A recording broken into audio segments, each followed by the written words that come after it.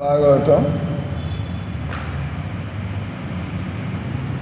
11వ స్కందం 3వ అధ్యాయం 39వ శ్లోకం.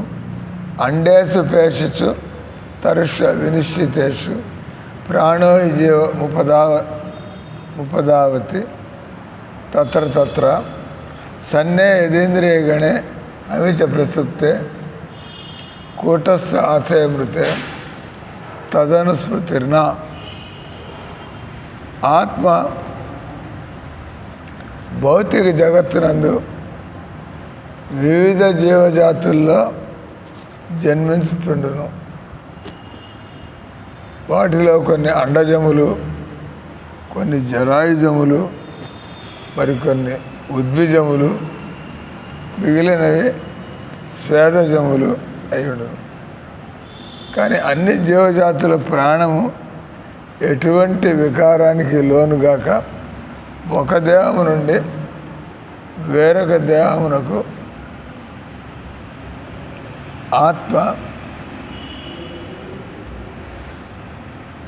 ఆత్మను అనుగమించును.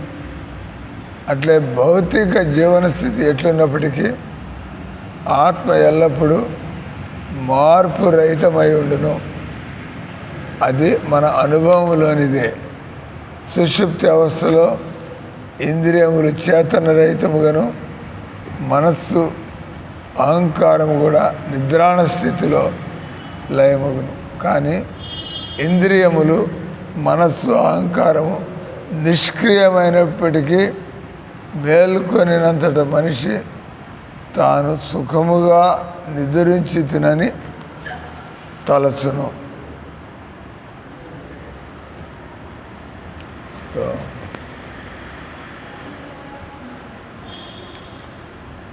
తాత్పర్యం ఇక్కడ చదువుతున్నటువంటి 4 రకాలుగా ఈ సంసారంలో జన్మ 4 రకాలుగా. గాడిద గుడ్డు అన్నారు. గాడిద మన గుడ్డు పెడుతుందా? తెలంగాణ ఎలక్షన్ గాడిద గుడ్డు గాడిద గుడ్డు గాడిద గుడ్డు అంటున్నారులే. నీ వాట్సాప్లో అంతా కూడా గాడిద గుడ్డు. కాంగ్రెస్ ఏం చేసిందా దేశానికి? గాడిద గుడ్డు.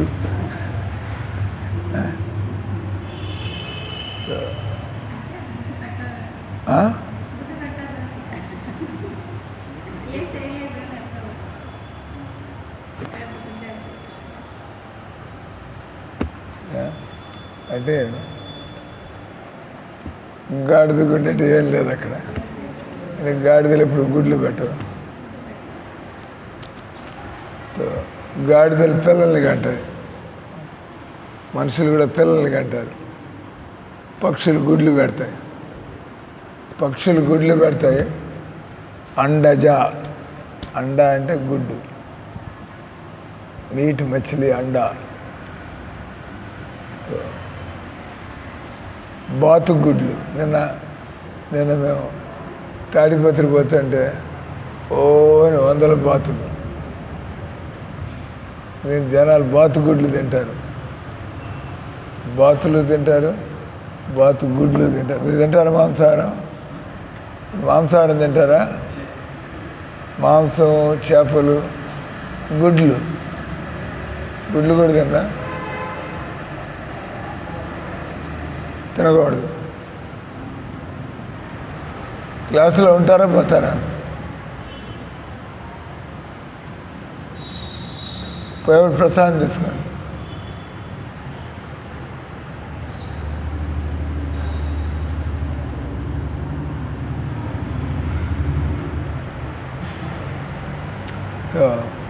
బాతుగుడ్లు భక్తులకి బాధగా ఉంటుంది. గొర్రెలు పెంచుతూ ఉంటారు, మేకలు పెంచుతూ ఉంటారు, కోళ్ళు పెంచుతారు, బాతులు పెంచుతారు. ఎందుకంటే పాపం వాటిని పెంచిన వాళ్ళే వాళ్ళ చేతులతో వాటిని చంపి వాటిని తినడం. ఎప్పుడు వాళ్ళ నీచపు బుద్ధిలో ఎప్పుడు ఆలోచన రాదు. పాపం ఇవి కూడా వాటి బతుకుతున్నాయి, ఎందుకు చంపాలా, ఎందుకు తినాలా. బంగాళదుంపలు బెండకాయలు తరగడం, ఈ కోడి గొర్రె మేక గొంతు కోయడం ఒకటేనా? బంగాళదుంపలు బెండకాయలు దోసకాయలు కొయ్యడం, ఈ కోతులు గొర్రెలు మేకలు కోళ్ళ గొంతు కోయడం ఒకటేనా? అక్కడంత రక్తం కారుతుంది, గిలగిలతో అనుకుంటాయి. ఇంతగా నైస్గా మన ఆహారం కాబట్టి.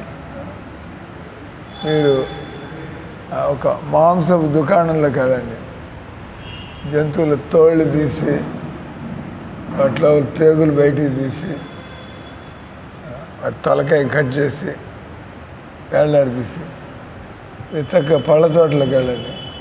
చక్కగా పచ్చటి ఆకుపచ్చని ఆకుల మధ్యలో చక్కటి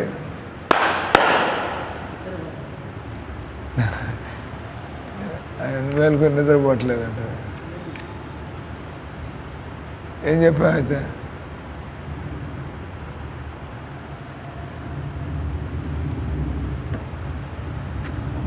సో తోటలోకి వెళ్తే చక్కటి రసాలు, బంగిని పిల్లికాయలు, నీలాలు, ఎలమందల కాయలు, రంగురంగులు రకరకాల షేపుల్లో. తర్వాత అదే తోటలో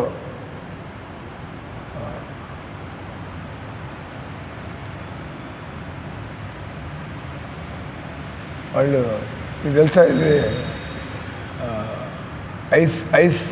ఐస్ యాపిల్. ఐస్ యాపిల్ అంటే ఏంటో తెలుసా?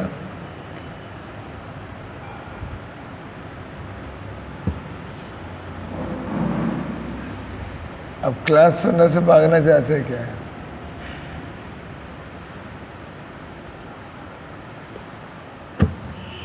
तेलुगु प्रैक्टिस हो जाएगा. तो ice Apple, what is ice Apple? నిన్న రాత్రి అందరికి పంచిపెట్టావు కదా, అదే ఐస్ యాపిల్. తెలుగులో ఏమంటారు? ముంజలు. పామ్ ఫ్రూట్ అంటారు. తాటి ముంజలు ఇంగ్లీష్లో ఏమంటారు? Ice Apple. ఎందుకంటే ఐస్ లాగా ఉంటుంది లోపల, ఐస్ యాపిల్ అంటారు. అట్లా ఈరోజు మనం ఇక్కడ వచ్చింది ఇది wood apple. What is wood apple? వెలగపళ్ళని వుడ్ యాపిల్ అంటారు. వెలగపండు ఏనుగులు పెడతారా? ఏనుగులు కట్టాడు మళ్ళీ. అంటే వినాయకుడు ఏనుగా దేవుడా? ఆయన వినాయకుడు ఏనుగా అంటాడు, తప్పు కదా దేవుడు అయితే. మీరు తిన్నాను జవాబు ఇచ్చేప్పుడు జాగ్రత్తగా ఆలోచించి. వెలగపండు పచ్చడి అదిరిపోయేట్టు ఉంటుంది. దాంట్లో మిరపకాయ వేసి, పచ్చిమిరప, గ్రీన్ మిర్చి.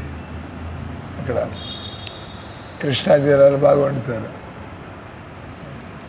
తీసి చెంచాతో అంతా చిప్పంతా గోకి బయటికి తీసి రోలు రోకడతారు. Anyway wood apple. ఇప్పుడు ఇక్కడ పైనాపిల్, అదేంది పైనాపిల్ ఏంది?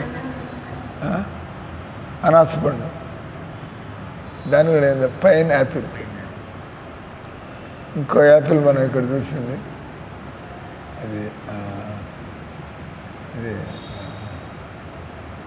Ice apple, wood apple, pine apple, water Apple.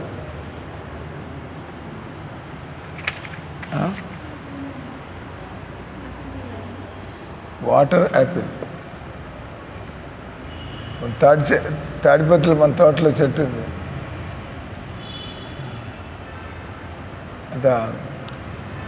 అది కూడా దాని వాటర్ యాపిల్. అది ఇంకోటి మామూలుగా ఉండే Apple. Apple everybody. Apple iPhone కూడా ఉంది కదా, యాపిల్ ఐఫోన్. నేను ఇక్కడ చెప్పుకుంటుంది అండజములు, ఉద్బీజములు, జరాయుజములు, స్వేదజములు. ఈ సృష్టిలో మనం చూసేటువంటి జీవజాతులన్నీ కూడా ఈ 4 విధాలుగా జన్మను పొందుతూ ఉంటాయి. చెత్త నుంచి, చెమట నుంచి క్రిములు వస్తూ ఉంటాయి. ఈ పేలు, తర్వాత చిన్న చిన్న క్రిములన్నీ ఎక్కడి నుంచి పుడుతున్నాయి? చెమట నుంచి. స్వేదజ అంటే అందుకే మనం ఒళ్ళు బాగా శుభ్రం చేసుకోకపోతే ఒంటి మీద మెల్లిగా పురుగులు కనిపిస్తూ ఉంటాయి. అవి ఎక్కడి నుంచి పుడతాయి? మన చెమటలోంచి పుడతాయి. స్వేదజ అన్నది.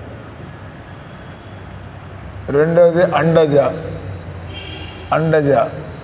పాములు ఎలా పుడతాయి? పాములు గుడ్లు పెడతాయి, పాము గుడ్లు. సో అండజ, పాములు పక్షులు ఇన్ని గుడ్లు పెడతాయి. ఆ గుడ్ల నుంచి మళ్ళీ పక్షులు వస్తాయి. కోళ్ళు కూడా గుడ్డు పెడతాయి. తర్వాత మూడోది అండజ, స్వేదజ, ఉద్బీజ, బీజాల నుంచి. బీజాలు మనకి తెలుసు, మనం ఈ విత్తనాలు నాటుతుంటే మొక్కలు వస్తాయి. ఉద్బీజ, బీజముల నుంచి పుట్టేటువంటి ఉద్బీజ. జరాయుజ అంటే తల్లి గర్భంలో మావి, దాని నుంచి బొడ్డుతాడు, దాని నుంచి జరాయుజ అంటారు. ఈ రకంగా మనం పిల్లలుగా పుట్టడం, గుడ్లు వచ్చి గొడ్ల నుంచి పిల్లలు పుట్టడం, విత్తనాలు వచ్చి విత్తనాల నుంచి మళ్ళీ జీవం పుట్టడం, తర్వాత మురికి నుంచి స్వేదజ. ఈ రకంగా 4 రకాలుగా. వాటి ఇక్కడ చదువుతున్నాడు, మనమంతా కూడా మనిషిగా పుట్టినవాడు వచ్చే జన్మలో మళ్ళీ మనిషిగానే పుడతాడా ఏంది? What do you think?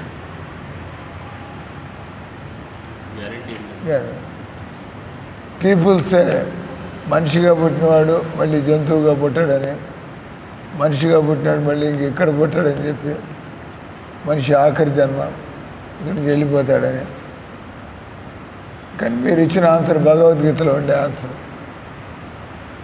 ఎవరికి ఎలాంటి కోరికలు ఉన్నాయో, కొంతమంది హై జంపు, కొంతమంది లాంగ్ జంపు, కొంతమంది పారాచూట్ వెళ్ళి అట్లా వాళ్ళకి ఇంట్రెస్ట్, గాలిలోకి వెళ్ళి అట్ట పోయి రావాలి పారాచూట్. ఇటువంటి వాళ్ళంతా కూడా వచ్చే జన్మలో పక్షి జన్మలు, ఎందుకంటే వాళ్ళకి ఆ జన్మ ఇష్టంగా ఉన్నట్టు నేను గాలిలో ఎగరాలా, భగవంతుడు అవకాశం ఇస్తాడు. అటు మానవ జన్మ జంక్షన్ అంటారు, గూడూరు జంక్షన్. గూడూరు నుంచి మనం రేణిగుంట వైపు పోవచ్చు, మనం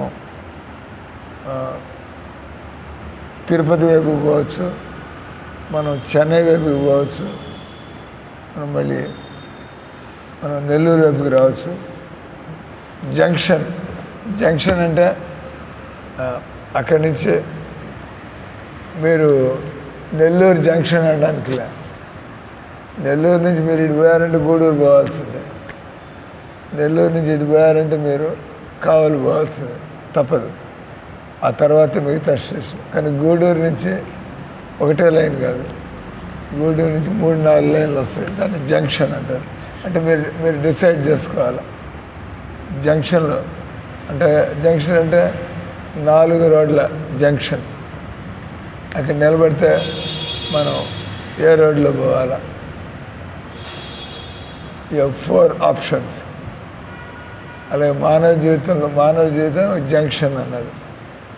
మీరు ఏ జన్మ కావాలంటే ఆ జన్మ మానవ జీవితంలో పొందొచ్చు. రైల్వే జంక్షన్ అంటే, రోడ్డు జంక్షన్ అంటే అప్పుడప్పుడు 6 రోడ్లు కూడా పోతూ ఉంటాయి కదా. ఒక జంక్షన్ నుంచి 6 రోడ్లు, అట్లా 4 రోడ్లు, 3 రోడ్లు జంక్షన్. కానీ మానవ జీవితం నుంచి మనం మానవ జీవితం తర్వాత ఎక్కడికి కావాలంటే అక్కడికి పోవచ్చు. ఎందుకంటే భగవంతుడు మనకి స్వాతంత్రం ఇచ్చాడు. మానవ జీవితంలో ఎవ్రీవన్ కెన్ డిసైడ్. కొంతమంది ఎక్కడికి పోవాలంటే స్వర్గానికి పోవాలంటారు. Where do you want to go next birth? What do you want? Then you don't know also what kind of birth you will get. What do you like? You like rabbits? You like peacocks? What do you like? Peacocks. So you would like to be a peacock. If you like it, Krishna will give you the birth of a peacock. So you should like Krishna. జీవితంలో మనం మీరేమన్నా నెమలితో మీరేమన్నా మాట్లాడగలరా?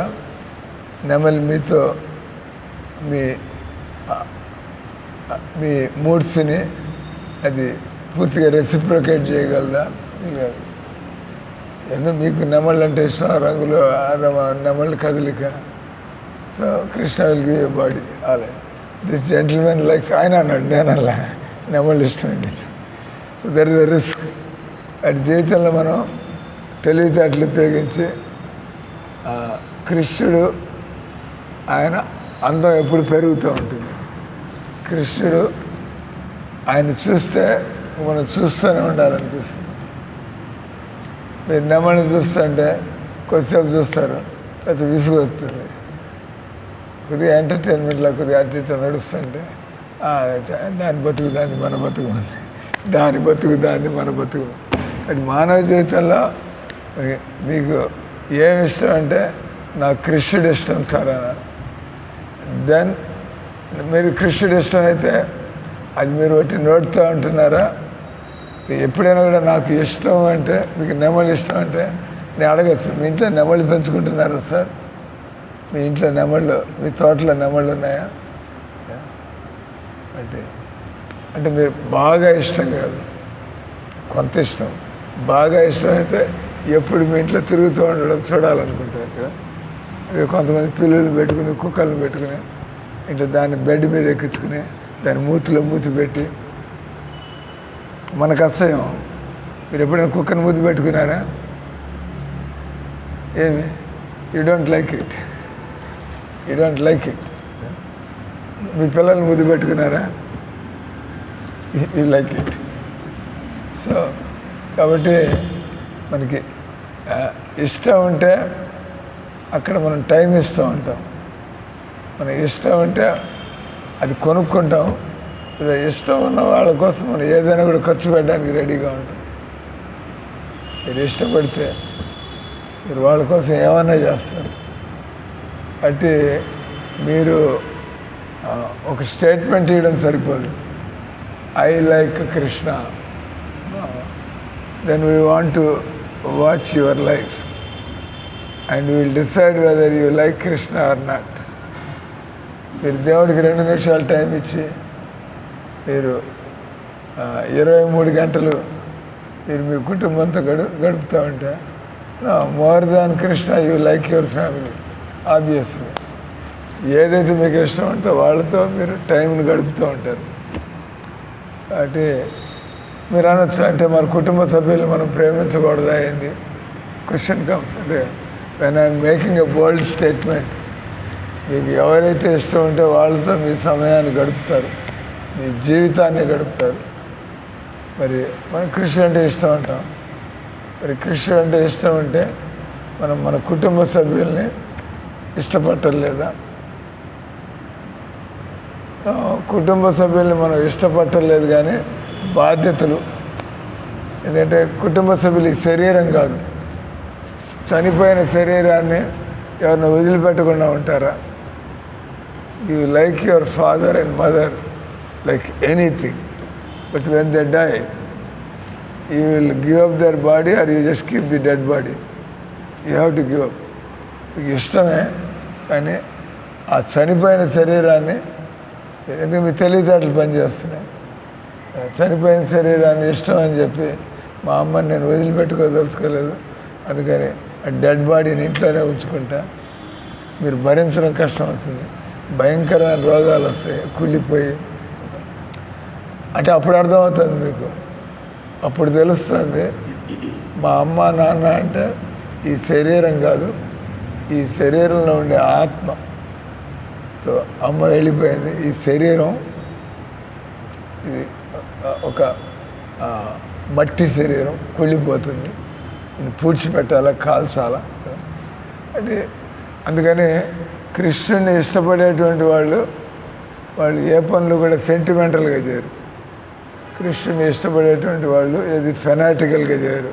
నేను కృష్ణుడిని ఇష్టపడతాను అటని చెప్పి నేను అల్లాని తిడతానయింది, వినాయకుడిని తిడతానయింది. I understand what is Allah, what is Vinayaka, Ganesh. కృష్ణుని ఇష్టపడేటువంటి వినాయకుడు ఆయన కృష్ణుడి యొక్క ఏజెంటు. ఇప్పుడు మీ కుటుంబం అంటే మాకు ఇష్టమైతే మీ పిల్లలు కూడా మాకు ఇష్టంగానే ఉంటుంది. అంటే గోస్ వితౌట్ సేయింగ్. మీకు ఇస్కాన్ అంటే ఇష్టం అనుకోండి, నాట్ ఓన్లీ నెల్లూరు ఇస్కాన్, మీరు ఏ ఊరు పోయినా కూడా ఇస్కాన్ ఉందంటే you want to go there, take darshan. ఎందుకంటే ఇస్కాన్ చక్కటి పద్ధతిలో ఇక్కడ మందిరాన్ని నడుపుతారు. You also want to practise bhakti. మీరు కూడా భక్తిని ఒక పద్ధతిలో సరిగ్గా చేయాలి. ఏదో ఇష్టం వచ్చినట్టు కాకుండా మందిరం అంత అన్క్లీన్గా ఉండి, మీరు పోండి మిగతా మందిరాలకు పోండి, అక్కడ వాడేసిన అగరబత్తి ఆ మూల పడేసి ఉంటుంది, అక్కడంతా చెత్త కూడా. మీరు అగరబత్తి తీసిన ప్యాకెట్ ఉంటే, అంటే వాళ్ళకి దేవుడు అంటే ప్రేమ లేదు. దేవుడు అంటే ప్రేమ ఉంటే దేవుడి ప్లేస్ని వాళ్ళు ఎప్పటికప్పుడు క్లీన్గా ఉంచాలన్నమాట. మీ దేవుడు ఉండేటువంటి place I should maintain it very nice. అంటే ఇప్పుడు మీరు నా బాస్ అనుకోండి, నేను మీ రూమ్కి వస్తాను, నేను మీ సర్వెంట్, మీ రూమ్లో చెత్త అదంతా ఉంది, మీరంటే అభిమానం ఉంటే ఆటోమేటికల్ మీరు వచ్చే లోపల అంత రెడీగా క్లీన్ చేసి న్యాచురల్. సో మనం ఎప్పుడైతే దేవుడు అంటే నాకు ఇష్టం అంటాం, మీరు అది అర్థం చేసుకుని అంటున్నట్లయితే దానికి ఎన్నో ఇంప్లికేషన్స్ ఉంటాయి. మీరు జస్ట్ దేవుడు ఉన్నాడు, ఆయన ఇష్టపడాలి అన్న వేరు, ఇష్టం వేరు. ఇష్టపడాలని దేవుడు చాలా గొప్ప ఆయన కాబట్టి అది ఇష్టపడితే మనకే మంచిదని. కానీ ఇష్టపడాలి అన్న వేరు, ఇష్టం అంటే you want to do something for him, భగవంతుడికి. కాబట్టి ఇక్కడ దేవుడితో పని పెట్టుకున్నారంటే మీరు వెంటనే మీకు జ్ఞానం కలగడం ప్రారంభమవుతుంది. మీరు ఈ శరీరాన్ని ఎక్కువగా సీరియస్గా తీసుకోరు. అంటే ఈ శరీరం మనకు కావాల్సినట్టుగా ఈ శరీరం ఉంటుందా అండి? ఆయన సన్నగా ఉన్నాడు, ఈయన లావుగా ఉన్నాడు, నేను కూడా ఈయన లావుగా ఉంటే నన్ను నేను బాగా రక్షించుకోగలను. కానీ ఆయనకి దేవుడు ఎట్లాంటి శరీరం ఇస్తే అదే ఉంటుంది. అంటే శరీరం అనేది మీరు కావాలని తెల్లగా పుట్టారా ఏంది? ఏదో దేవుడు ఈ శరీరం ఇచ్చాడు, I have to go on with this. కళ్ళజోడు పెట్టుకోకుండా చూస్తే బాగానే ఉంటుంది, కానీ కళ్ళజోడు లేకపోతే కనబడకపోతే ఏం చేస్తాం? కళ్ళజోడు పెట్టుకోవాలి. ఆయన పెట్టుకోలేదు, ఇంకా ఆయన పెట్టుకోలే. మనకు అట్లాంటి శరీరం, మన కళ్ళు అట్లా పనిచేస్తాయి. కళ్ళజోడు ఉంటే కానీ మనం చక్కగా చూడలేము, మన కర్మది. కొంతమంది కళ్ళజోడు లేకుండా పనిచేస్తూ ఉంటారు. సో పాయింట్ వచ్చి ఈ శరీరం అనేది మనం ఎక్కువ మార్చుకోలేము. ఈ శరీరం కానీ మనం మార్చుకోగలిగేది మన మనస్సును మార్చుకోవచ్చు. అది మీ చేతుల్లో ఉంది. సటిల్ బాడీ, గ్రాస్ బాడీ అంటే కళ్ళకు కనిపించేది. సటిల్ బాడీ అంటే సూక్ష్మ శరీరం. అది మనకు కనబడదు కానీ ఉంది. ఏమంటుంది, శ్యామలం నా మనసు బాగలేదు ఈరోజని అంటే ఎక్కడుంది ఆ మనసు? కనబడుతుంది. మనకి ఇంకేదైనా బాగాలేకపోతే చెప్పచ్చు, నాకు మోకాలు బాగాలేదు అంటే మీరు నడవడం సరిగ్గా ఉండదు. మోకాలు బాగాలేదంటే కొద్దిగా వాచిందో నొప్పిగా ఉందో తెలిసిపోతుంది. మేము అడుగుతాం, మీరు నడుస్తుంటే ఇక మోకాలు ఏమన్నా దెబ్బ తగిలిందని. ఇంతకుముందు బాగానే నడిచేవాళ్ళు. మనసు బాగాలేదు అంటే ఇది వాళ్ళు చెప్పుకుంటే కానీ మనది ఎందుకు బాగాలేదు, ఏం చేస్తే మళ్ళీ బాగుంటుంది కానీ అంటే మనసు అనేది ఉంది. అలాగే అతనికి భలే తెలివితేటలు అంటూ ఆయన కనబడతాయి. ఎక్కడున్నాయో తెలివితేటలు కనపడదు. దాన్ని అంటారు సూక్ష్మ శరీరం. కాబట్టి ఇది మనం మార్చుకోవచ్చు, మన బుద్ధులు మనం మార్చుకోవచ్చు. శరీరం మార్పిడి వీలు కాదు. చనిపోయేదాకా యువర్ బాడీ ఈజ్ ఫిక్స్డ్. ఇంకా మీరు చనిపోయేదాకా ఈ శరీరం మీకు. కానీ మీరు ముందు స్వార్థంగా ఉండేవాళ్ళు, మీరు ముందు తప్పు అలవాటుతో ఉండేవాళ్ళు. మీరు భగవన్నామని జపం చేస్తూ మీ అలవాట్లు మారిపోతాయి. వాళ్ళు ఇంతకుముందు మాంసం తినేవాళ్ళు, ఇప్పుడు తినటం లేదు అంటే మీ మనసు మారిపోయింది. అంటే మనం వ్యక్తుల్ని వాళ్ళ శరీరాలను చూసి కాకుండా వాళ్ళు ఎంత ఎదిగినటువంటి మనుషులు. ఈ వ్యక్తి తన మానవ జీవితాన్ని చక్కగా అందరూ ఇష్టపడే విధంగా తన స్వభావాన్ని, మీరు కోపం వస్తుంది, ఈర్ష్య కలుగుతుంది, ద్వేషం కలుగుతుంది. So you are agitating others అంటే మీ కోపం వస్తే మీరంతా డిస్టర్బ్డ్. మీ కోపాన్ని ప్రదర్శిస్తే వీళ్ళంతా కూడా లేచిపోతారు. ఇక్కడి నుంచి పోయమ్మ ఈ మాటలు మేము ఎక్కడ వింటాం. కాబట్టి ఎప్పుడైతే మనం ఒక వ్యక్తి ఉన్నప్పుడు వాళ్ళ బిహేవియరు, వాళ్ళ మాటలు ఇవన్నీ చూసి this man is a gentlemen, ఈయన మంచి వ్యక్తి. ఈయన ఎవరైనా బాధపడుతూ మీ దగ్గర కూర్చుని అతనికి శాంతి కలిగి మాట్లాడుతుంటే ఈజ్ మై వెల్ విషర్. కాబట్టి మన చేతిలో మనసు ఎదగడం అనేది మన చేతిలో ఉంది. వయస్సుతో శరీరం ఎదుగుతూ ఉంటుంది, వయస్సుతో మనసు ఎదగాలని గ్యారంటీ ఏం లేదు. అంతే కదా, మనసు ఎదగాలంటే you have to work on it. శరీరం ఎదుగుతూ ఉంటుంది, శరీరంలో అర్హతలు కలగాలంటే, యోగ్యతలు కావాలంటే యూ హావ్ టు వర్క్. మీరు ఒక రన్నర్ కావాలనుకోండి, అనుకుంటే పరిగెత్తలేడు, పిక్కలు పట్టేస్తాయి. You have to practice. ఒక్క దెబ్బ ఒక్కసారికి మీరు ఒకే రోజు ఎప్పుడు ప్రాక్టీస్ చేయకుండా 5 కిలోమీటర్లు పరిగెత్తారనుకోండి, యూ విల్ కొలాప్స్. మీరు బ్రెత్లెస్నెస్ తట్టుకోలేరు. పాయింట్ వచ్చి ఇక్కడ మనుషుల్ని మనం వాళ్ళ యొక్క వికసించినటువంటి మనస్సును చూసి మనం కూడా వీళ్ళలాగా తయారవ్వాలి. We are all followers of Prabhupad. ఒక వ్యక్తి భగవద్భక్తుడు అయినప్పుడు ఎందుకు మీరు భగవద్భక్తుడు కావాలా? ఈ 2 పాయింట్ చెప్పి స్టాప్, టైం అయిపోయింది. మీరు భగవద్భక్తుడు కాకపోతే మీ మనసు ఎదగదు. నంబర్ 2, భగవద్భక్తుడు కావాలంటే ఏం చేయాలా? భగవద్భక్తులు అయినట్లయితే మీరు చెడు అలవాట్ల నుంచి బయటికి రాగలుగుతారు. మీరు భగవద్భక్తులు అయినట్లయితే మంచి గుణాలను కలిగి ఉంటారు. మీరు భగవద్భక్తులైతే జీవితంలో ఎడుదుడుకుల్ని మీరు సులభంగా తట్టుకోగలుగుతారు. మీరు భగవద్భక్తులైనట్లయితే మీరు సాదా జీవితాన్ని గడుపుతారు. మీరు భగవద్భక్తులైనట్లయితే ఇతరులకి మనం ఏం చేసి ఇతరుల సంతోషంలో మనకు సంతోషం కలుగుతుంది. మేము ఎందుకు ప్రచారం చేస్తున్నాం? మీరు కూడా సంతోషంగా ఉంటే మాకు సంతోషం, అందుకని ప్రచారం కదా. లేకపోతే మీ అందరికీ ఎందుకు చెప్పాలి ఈ విషయాలన్నీ? మీరు కూడా సంతోషంగా ఉంటే మిమ్మల్ని చూస్తే. కాబట్టి భగవద్భక్తులు అవ్వాలనేది ప్రూవ్డ్. మీరు భగవద్భక్తులు అయితే జీవితంలో ఇవన్నీ కూడా తెచ్చుకోవచ్చు. నెక్స్ట్ క్వశ్చన్, ఎలా భగవద్భక్తులు కావాలా? ఏం చేస్తే మనం భక్తులు అవ్వగలుగుతాం? భగవన్నామం జపం చేయాలి.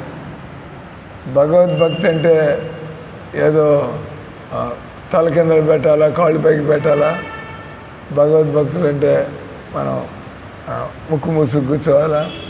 భగవద్భక్తులు అంటే రోజు మందిరానికి రోజు పోవాల్సిందే? వీలు కాకపోవచ్చు. కానీ మీరు భగవద్భక్తులు కాబట్టి భగవన్నామం జపం చేయాలి. సో మీరు ఎక్కడున్నా కూడా భగవన్నామం జపం చేసుకోవచ్చు. రోడ్డు మీద ఉన్నా, మీరు ఆఫీస్లో ఉన్నా, ట్రైన్లో ఉన్నా, మందిరంలో ఎట్లాగో. అంటే ఈ 2 ప్రశ్నలు ఇక్కడ చెబుతుంది. మనం ఈ శరీరాలు మార్పిడితో మనకి విసుగు వస్తుంది. ఈ శరీరం మారడం, శరీరానికి ఎప్పటికప్పుడు అవసరాలు మారుతూ ఉండడం. ఎండాకాలం వస్తే ఏసీ కావాలా, శీతాకాలం వస్తే హీటర్ కావాలా. తో ఎన్నాళ్ళు ఇట్లా బతుకుతారు. తో ఈ విసుగు నుంచి మనం బయటపడాలంటే మనం ఆ భగవద్భక్తి చేసినట్లయితే మనం చావు పుట్టుకల నుంచి పర్మనెంట్గా బయటపడవచ్చు. తో భక్తుడైనటువంటి వాడు అతనిలో అన్ని మంచి గుణాలు వస్తాయి. ఎందుకంటే భగవంతుడు మంచివాడు. ఎప్పుడు భగవంతుని స్మరిస్తూ ఉంటే మీలో ఎలాంటి ఇది ఉన్నా కూడా మెల్లిమెల్లిగా అదంతా కూడా అసోసియేషన్ భగవన్నామం అంటూ ఉంటే ఈయన ఎంతమందిని మార్చాడు.